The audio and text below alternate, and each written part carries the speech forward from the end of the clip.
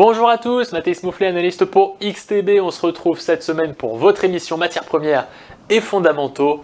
Et cette semaine, on va parler de l'or, du pétrole et du gaz naturel. C'est parti. Alors pour l'or, on cale un petit peu. On se retrouve bloqué dans cette zone des 4000 $ l'once. On n'arrive pas vraiment à aller franchement au-dessus, mais on ne baisse pas beaucoup en dessous. On est vraiment bloqué sur cette zone, c'est-à-dire à peu près 9% sous le pic historique de l'or, mais tout de même avec une hausse de plus de 50% depuis le début de l'année. Au niveau des ETF, qu'est-ce qu'on a? Eh bien, on a des réductions d'ETF qui continuent, qui se poursuivent, mais à un rythme de réduction qui est plus lent que ce qu'on avait eu ces 2 dernières semaines. C'est ce qu'on voit dans ce graphique, avec en rouge le prix de l'or et en noir la quantité d'or détenue par les ETF. Et ce qu'on voit, c'est qu'on a une quantité d'or qui a beaucoup chuté ces dernières semaines et qui commence à s'aplatir un petit peu. Ça descend toujours, mais ça s'aplatit dans cette zone des 97 millions de tonnes d'or dans les ETF. Les positions longues spéculatives en Chine, elles, ont cessé de baisser, mais il y a un nouveau facteur négatif récent en Chine, c'est la fin de l'allègement fiscal pour les acheteurs d'or en Chine à partir du 1er novembre. Qu'est-ce que c'est que cet allègement fiscal? Eh bien en fait, ça limite les déductions de TVA aux investisseurs enregistrés à la bourse de l'or de Shanghai ou à la bourse à court terme. Et donc la fin de cet allègement fiscal pourrait réduire la demande, notamment des particuliers chinois. Au niveau de la Banque populaire de Chine, elle détient environ 8% de ses réserves en or, alors que la moyenne mondiale des autres banques centrales est de 20%, ce qui laisse une marge encore assez importante pour de futurs achats de la part de la POBC. Qu'est-ce qu'on voit sur ce graphique? Eh bien, on a la saisonnalité des prix de l'or, notamment à long terme avec la saisonnalité à 5 ans, à 10 ans et à long terme. Et ce qu'on voit, c'est que on a une saisonnalité qui suggère que la fin de l'année pourrait être assez volatile. On a des variations assez fortes ici sur la fin de l'année et voire même on peut même avoir une baisse au niveau de la fin de l'année. Alors évidemment, les prévisions ou les performances passées surtout ne présagent pas des performances futures, mais ça peut toujours être intéressant à regarder. Au niveau du pétrole maintenant, eh bien, on a l'excédent de production, l'excédent de marché le plus important depuis 2020, ce qui met forcément une certaine pression sur les prix. L'OPEP+ a augmenté sa limite de production de 137 000 barils par jour en décembre, vous le savez, mais suspend toute nouvelle hausse pour le premier trimestre 2026. Malgré cette décision, ça reste tout de même l'excédent de marché le plus important depuis la crise du Covid en 2020. La production de l'OPEP a atteint plus de 29 millions de barils par jour en septembre, ce qui représente une hausse de 400 000 barils par jour, et c'est son plus haut niveau en près de 3 ans. L'AIE, l'Agence internationale de l'énergie, prévoit un excédent de 4 millions de barils, et l'EIA l'estime à entre 2 et 3 millions de barils. On voit un petit peu ces inventaires. Donc on a certes une très forte production, mais aux États-Unis, en tout cas, on a des stocks de pétrole qui sont extrêmement bas. C'est ce qu'on voit sur ce graphique avec ici la moyenne à 5 ans, le plus haut de 5 ans, le plus bas de 5 ans et ici l'année 2024 et donc en vert ici c'est l'année 2025.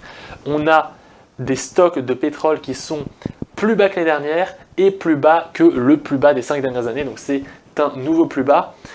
Et donc la faiblesse des stocks américains suggère que les exportations nettes sont extrêmement élevées aux États-Unis, ce qui pourrait réduire l'écart entre le WTI et le Brent.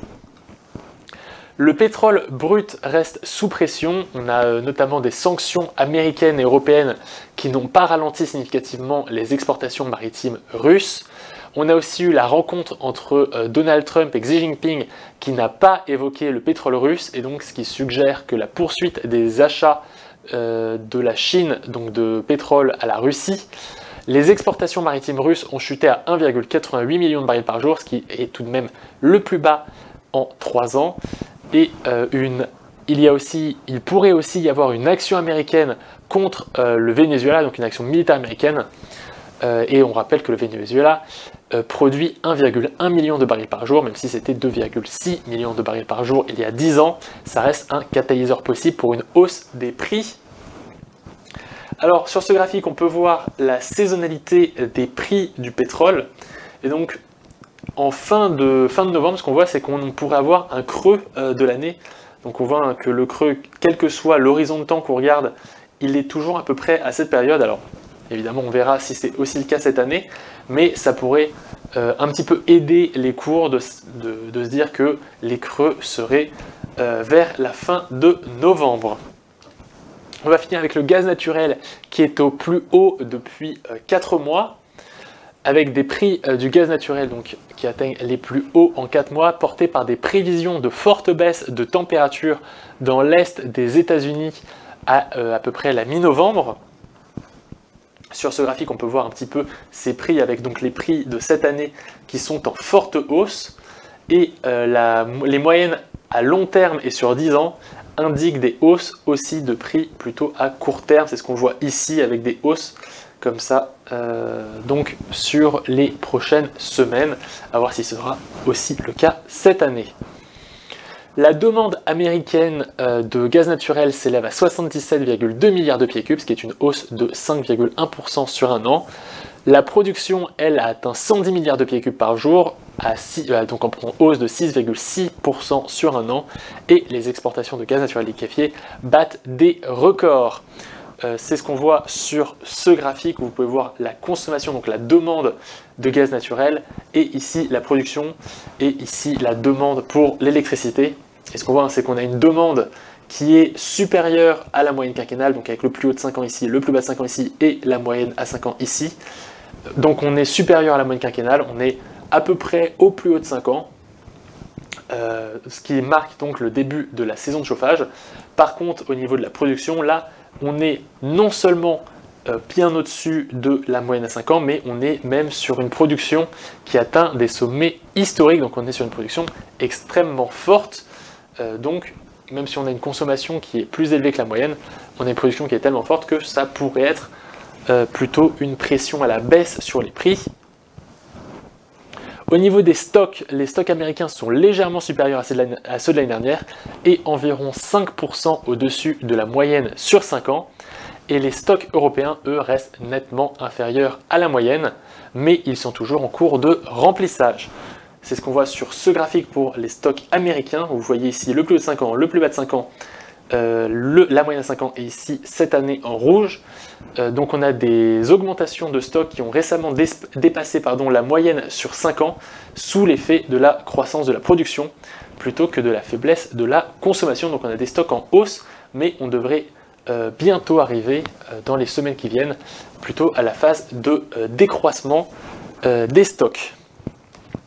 Voilà, c'est tout pour moi, j'espère que vous avez appris des choses. Si c'est le cas, n'hésitez pas à liker la vidéo, à vous abonner, à la partager. Si vous avez des questions, n'hésitez pas à les poser en commentaire. Et on se retrouve dès demain pour un webinaire sur le cacao. Donc on va parler de manière assez extensive sur le cacao. On va voir un petit peu tout ce qui se passe sur ce marché. Donc moi je vous dis déjà à demain. C'était Mathéis Mouflet pour XTB.